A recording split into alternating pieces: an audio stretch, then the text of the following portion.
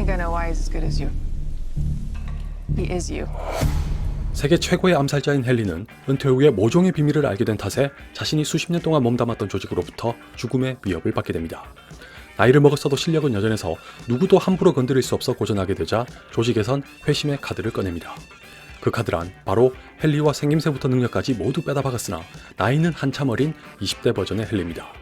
이렇게 해서 헨리는 자신의 유전자를 복제해 만든 또 하나의 자신과 목숨을 건 대결을 펼칩니다. 제미니맨은 중국권 감독들 중에서 거의 유일하게 현재까지도 할리우드에서 활동 중인 이안 감독의 신작입니다. 1990년대에 중국권 감독들이 할리우드로 넘어가는 붐이 일었었는데 서극, 임영동, 오우삼 같은 네로라는 감독들이 얼마 못 가서 돌아갔던 데 반해 이안 감독은 여전히 활발하게 지내는 중입니다. 사실 이안 감독은 결혼 피로연이란 영화로 일찌감치 베를린 영화제에서 대상을 받았을 만큼 액션에 강점이 있었던 다른 감독들과 달리 서사와 드라마의 연출에 능하다는 점이 유리하게 작용했을 거라고 생각합니다. 덕분에 할리우드 데뷔작이었던 센스 앤 센서빌리티로는 베를린 영화제에서 또 한 번 대상을 받았는가 하면 아카데미 시상식에서도 7개 부문의 후보로 오르는 기염을 토했었죠. 그 후에는 와우장룡, 브로크백 마운틴, 라이프 오브 파이 등으로 승승장구하면서 정점을 찍었는데 이런 영화들을 거치면서 이안 감독은 자신의 강점을 살짝 뒤로 밀어둔 채 기술적인 부분에 애착을 갖기 시작했습니다. 비록 처음으로 그런 성향을 보였던 헐크는 썩 좋은 평가를 받지 못했지만 여러분 아시다시피 라이프 오브 파이는 훌륭한 조화를 보여주면서 여러모로 대박을 터뜨렸었죠. 여기까지는 딱히 흠잡을 데 없는 경력을 이어왔으나 라이프 오브 파이 다음에 연출한 빌리 린의 롱 하프타임 워크는 비평과 흥행에서 모두 시쳇말로 폭망했고 심지어 우리나라에선 개봉조차 안 했습니다. 모르긴 몰라도 이안 감독에게 있어 최악의 흑역사로 남을 듯한데 언제나처럼 지극히 개인적으로는 제미니맨이 그 뒤를 따를 것만 같아 유감이네요. 제미니맨은 빌리린의 롱아프 타임워크와 정확히 같은 문제가 불거집니다. 빌리린이 개봉했을 때 많은 관객과 평론가가 각본에 대한 지적과 더불어 기술적 진보에 과도한 추구를 비판했었는데도 불구하고 이안 감독의 고집이나 철학은 이번에도 굳건합니다. 제미니맨 역시 빌리린과 동일하게 3D에다가 4K 그리고 120프레임으로 촬영했는데 이 정도면 현실적으로는 거의 극한의 조건을 재차 욕심낸 거지만 솔직히 큰 의미는 없습니다. 왜냐하면 이안 감독이 원하는 바대로 상영할 수 있는 극장이 미국에 단 하나도 없고 대신에 2K로 양보하면 가능한 극장마저 14곳이 고작입니다. 미국이 이럴 정도면 우리나라의 사정은 어떨지 안 봐도 레이저 아이맥스죠. 물론 이안 감독의 모험 내지는 도전 정신 자체를 비판할 수는 없습니다. 때때로 혁신적인 성과를 이뤄내려면 누군가는 무모하더라도 선구자의 역할을 해야 하니까요. 다만 이안 감독은 빌리린에 이어 제미니맨까지 마치 거기에만 몰두한 채 예전에 그답지 않게 영화의 기본인 각본을 너무 등한시하는 것처럼 보인다는 게 문제입니다. 까놓고 말해서 제미니맨의 각본은 윌 스미스라는 거물까지 출연했는데도 B급 영화에 가까운 수준입니다. 영화를 보는 동안 제가 어떤 생각까지 했냐면 아니 잠깐만, 이게 이렇게까지 일이 커질 필요가 있었나? 게다가 나를 쫓는 나라는 그럴듯한 소재를 갖고 있으면서도 말 그대로 철저하게 소재로만 소비하고 맙니다.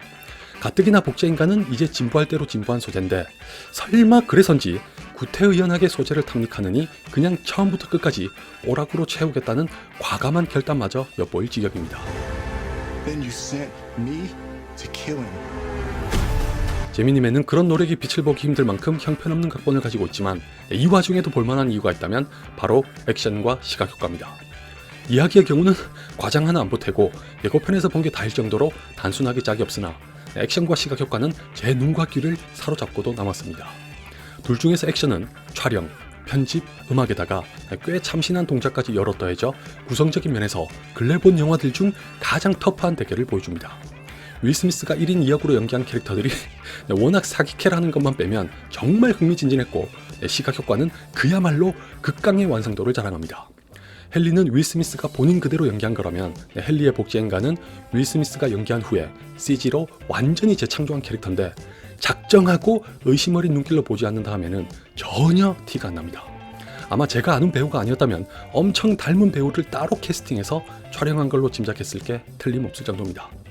이안 감독의 말로는 다른 영화들처럼 단순히 젊어 보이도록 한 게 아니라 전체를 CG로 다시 만들었다고 하더니 효과가 아주 제대로더군요. 오게티라면 혹시 마감 시간에 쫓겼는지 마지막 몇 분 동안은 희한하게도 CG인 티가 역력하게 났다는 건데 그거랑 극히 일부 장면만 제외하면 저는 대만족입니다. 아울러 윌 스미스의 연기는 불과 몇 달 전에 봤던 지니의 이미지가 한 번도 떠오르지 않았다는 것만으로도 좋았고, 오래전부터 관심을 갖고 있었던 메리 엘리자베스 윈스테드는 연기도 연기지만 캐릭터가 나름 괜찮아서 자기 몫을 충분히 해냅니다. 분량이 조금만 더 많았으면 하는 아쉬움이 남으나 그림자와 다를 게 없어서 왜 넣은 건지 의문인 베네딕트 왕에 비하면 아무것도 아닙니다. 이 영화에서 베네딕트 왕은 비행기를 조종하는 역할이 거의 전부입니다. Having you before your own government trying to kill you. Nah, that's new. 근데 왜 이 영화를 본 스타워즈의 팬이 또 떨고 있는지 궁금하시죠?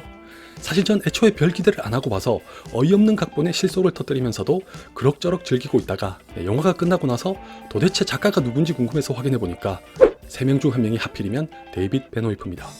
그 잘나가던 드라마인 왕좌의 게임을 막판에 제대로 말아먹은 장본인 중 1명이자 향후에 스타워즈를 책임지게 될 사람이기도 해서 왕좌의 게임 마지막 시즌이 끝난 후에 스타워즈가 걱정된다고 했었는데 제미니맨까지 이 꼴이 된 바람에 심려가 크네요. 당연히 각본을 쓴 3명 중 1명이라 모든 책임을 물을 순 없겠지만 이 영화에서 불거지는 각본의 문제가 왕좌의 게임에서 봤던 거랑 비슷해서 예사로 보이질 않습니다. 예를 들어 애초에 사건을 촉발시키는 지점이나 과정이 너무 부실했고 눈에 뻔히 보이는 갈등에 대해서는 마치 전혀 몰랐다거나 아무렇지 않다는 듯이 이런 방구도 없다가 뜬금없이 제시하고 정작 필요한 갈등은 억지로 쑤셔넣은 걸로도 모자라 일사천리로 해결하고 마는 성급하고도 아니한 서사가 매우 거슬립니다. 만약 스타워즈에서도 이런 식의 각본을 들고 나온다면 제가 제미니맨처럼 그럭저럭 즐기면서 본다는 건 단연코 불가능할 겁니다. 불행 중 다행이라면 케빈 파이기가 앞으로는 스타워즈의 제작에도 참여하기로 했다는 건데 마블만큼 성공을 거둘지 어떨지는 섣불리 장담할 수 없지만 부디 케빈 파이기의 합류가 긍정적인 방향으로 시너지 효과를 발휘하게 되길 간절하게 바랍니다. Because what if somebody actually knew what we really are?